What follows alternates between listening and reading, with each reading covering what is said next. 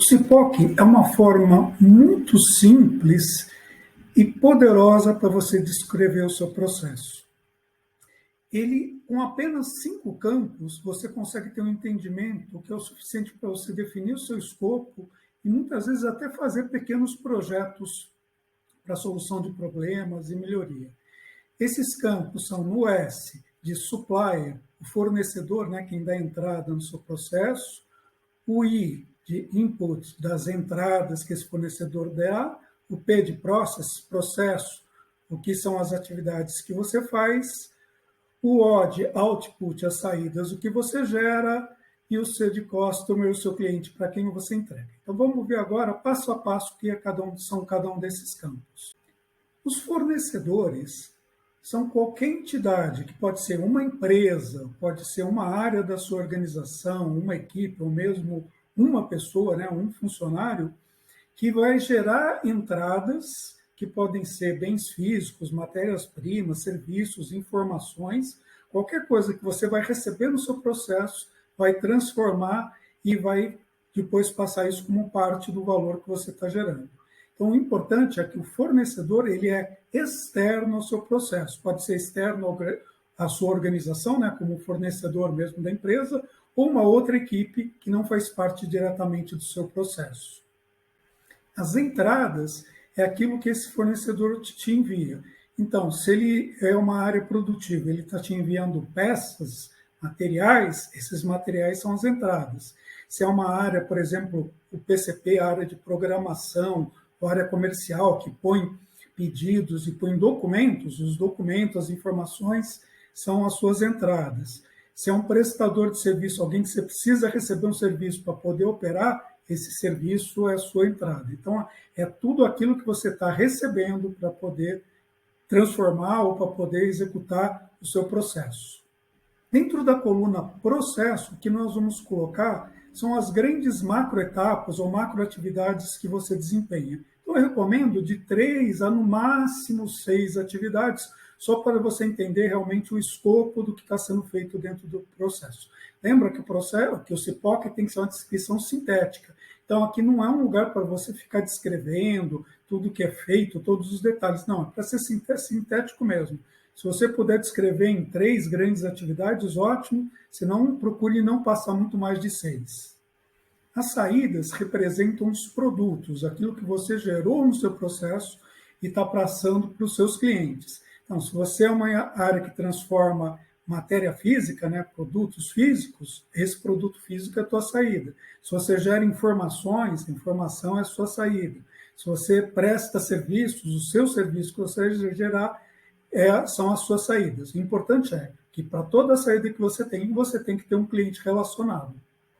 E, finalmente, você tem o seu cliente, que é aquela ou uma empresa, ou uma área, ou uma equipe que vai receber as saídas do seu processo. Então, quando a gente fala em cliente, e também vale para fornecedor, tanto você pode estar falando com cliente externo, fornecedor externo, ou seja, entidades que estão fora da sua organização, como você pode falar em fornecedor interno e cliente interno, que são equipes ou áreas do seu próprio negócio que estão nessa relação de cliente-fornecedor, transacionando informações, materiais, para poder fazer a geração de valor. Agora vamos estudar, então, um exemplo prático de um processo de pagamento de fornecedores.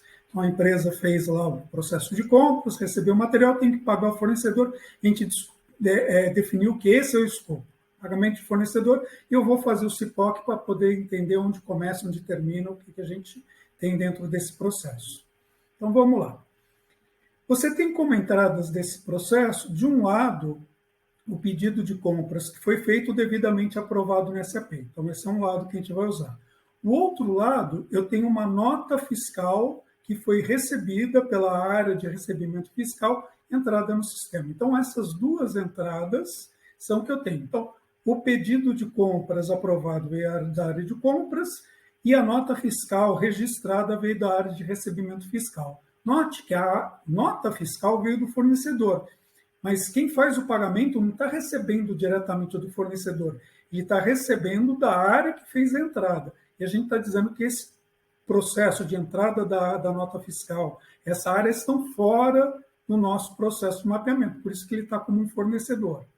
Isso vai ser transformado no pagamento por 3 processos. Eu vou fazer a programação do nosso pagamento, usando aquelas informações que eu recebi, eu vou efetuar o pagamento e também vou gerar uma informação para a provisão de fluxo de caixa, né? Para saber, a empresa saber o quanto que ela precisa de dinheiro para realizar todas as obrigações da empresa. E como saída disso?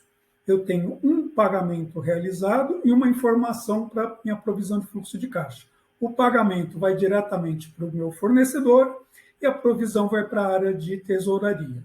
Então, com essa visão muito simples, a gente consegue organizar o nosso processo de mapeamento desse processo. A gente sabe quem está dentro, quem está fora, quais são as áreas que eu deveria conversar.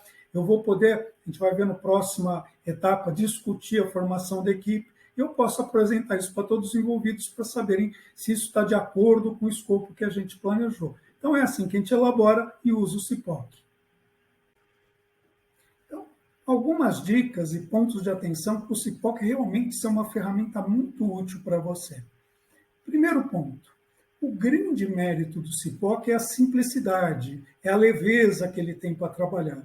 Então, ponha no CIPOC somente aquelas informações que são realmente essenciais. Se você precisar detalhar mais, mergulhar em detalhes, vai para o mapeamento de processo, vai para normas, não polua o CIPOC com muita informação.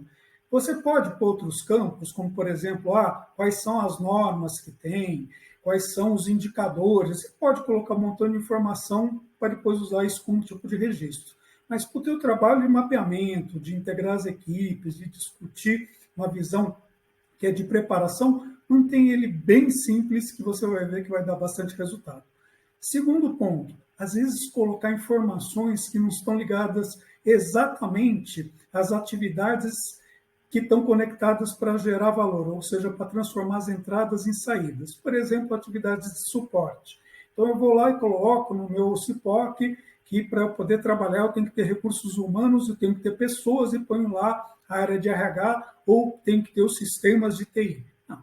Esse tipo de coisa, as atividades de suporte, quando você está mapeando uma atividade de transformação de valor, eles são recursos necessários, mas eles não fazem parte do teu CIPOC. Só vão fazer parte se você estiver mapeando, por exemplo, o próprio processo de TI ou de RH.